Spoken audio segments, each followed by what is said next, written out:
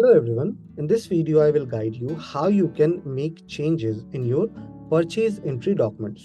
Whenever we do any purchase on TranZact, so we have seen that inventory get updated.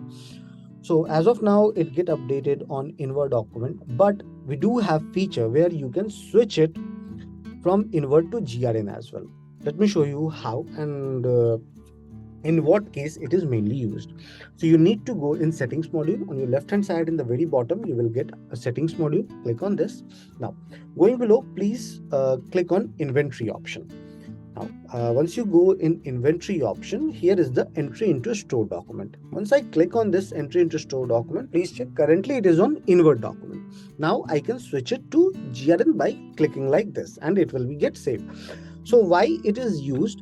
As because in multiple industries we have seen that on just gate entry the stock get updated, but in some of the organization or industry stock get updated after doing a proper quality check.